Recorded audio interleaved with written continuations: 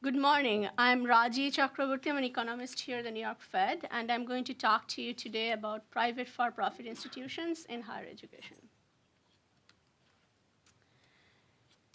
So in the process, talking about private for-profit institutions, I'm also going to present to you some new research or some new findings from new research done here at the New York Fed. But before, let's actually look at the outline for today. Private for-profit institutions have shown exceptional growth in recent years.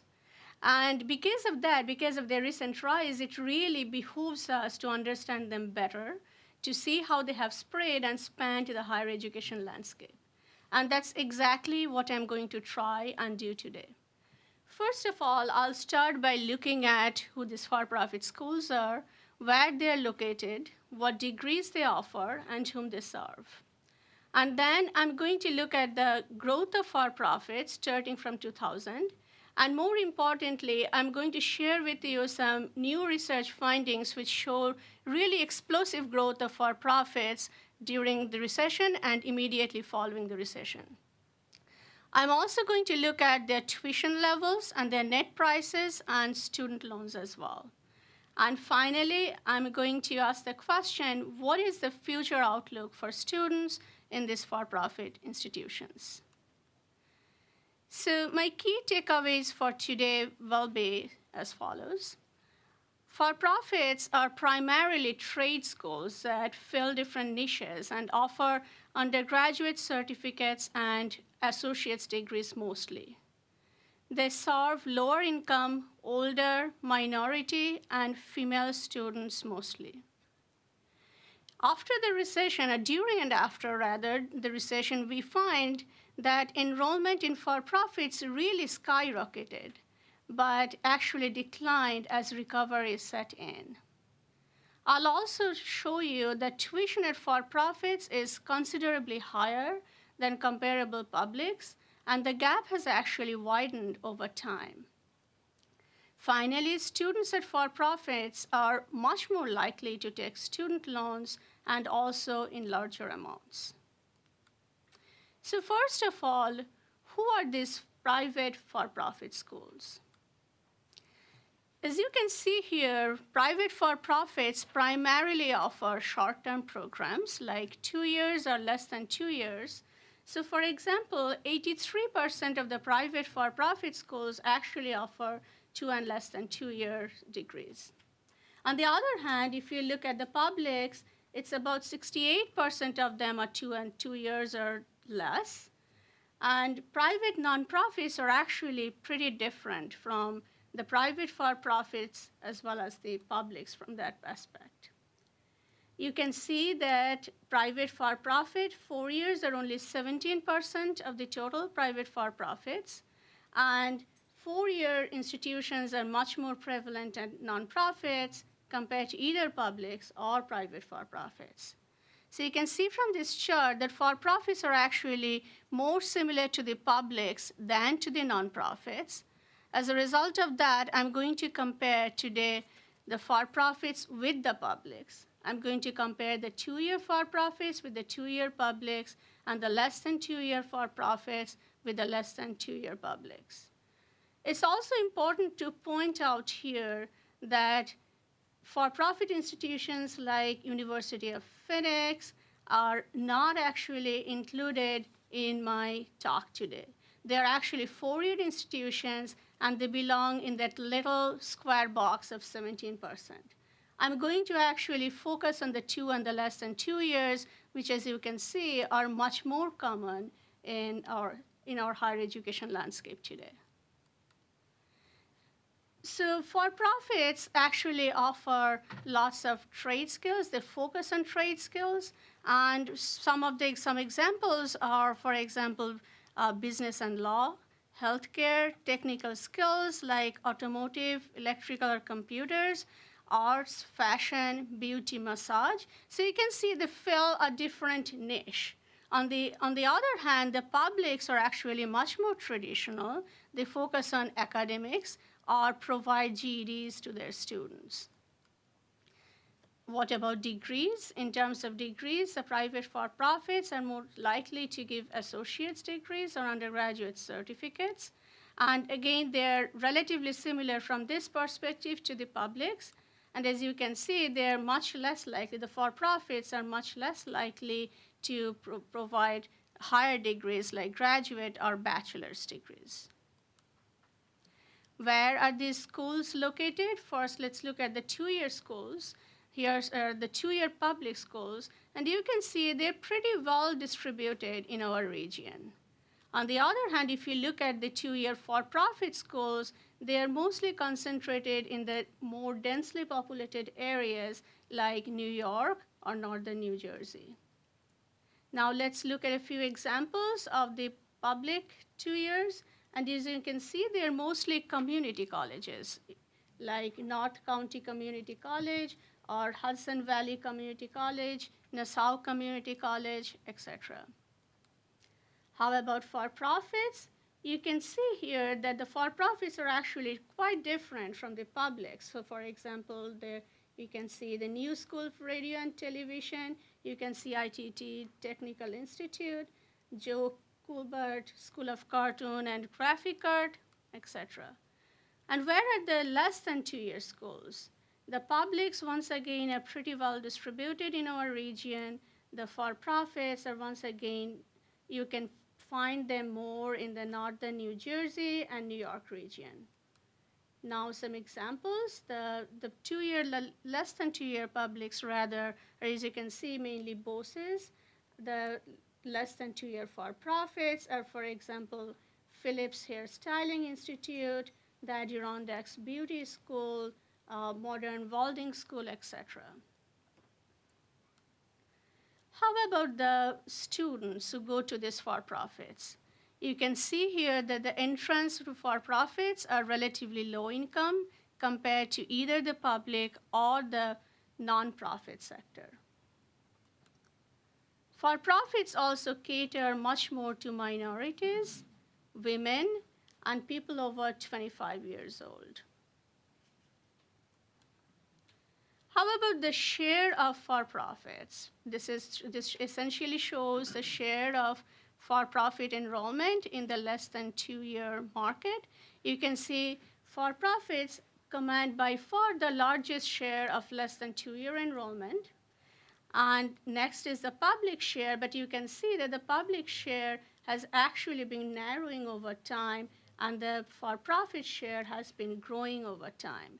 The nonprofit share pretty much stayed the same during our period of analysis and is actually much smaller than either the other two sectors. And how about where they're located in our nation? And you can see that there is quite a bit of variability across states. The national average is 75%, but states like Texas, Louisiana, Nevada, Georgia, or New Mexico have actually more than 95% of their less than 2-year enrollment contributed by less than 2-year for-profits. Now let's look at the 2 years. So this actually shows the share of for-profits in 2 years. College enrollment has been rising, although they're really little compared to the publics. You can see the bulk of the enrollment in this sector is actually contributed by the publics, but it's worthwhile to note here that the share of for-profits has been rising here as well, and you see a higher rise after the recession, actually. And here again, the public share is declining. So in both the less than 2 as well as in the 2-year sectors, public share has actually been decreasing over years, and the for-profit share has been rising over years.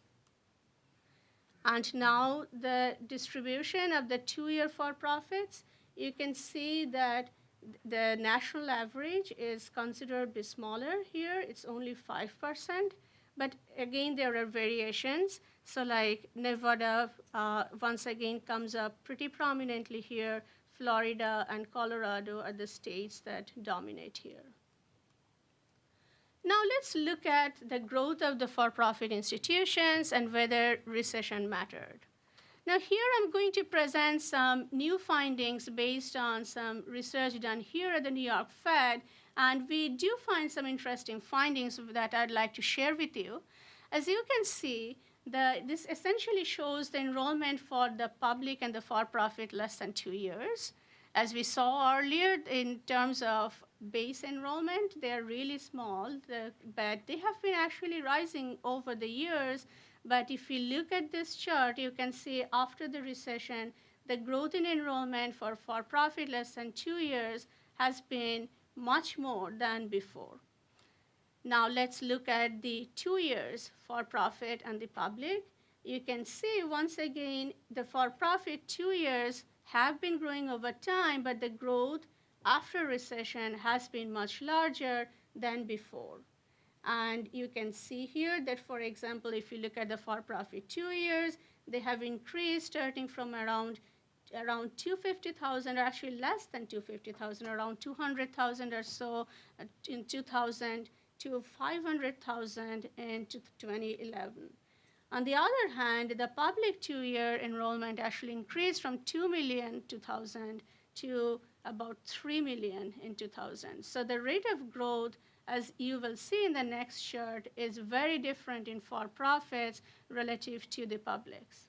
So this essentially shows that for-profits have been growing. This is less than 2 years. They have been growing even before the recession, but after the recession, there has been really explosive growth of the for-profits.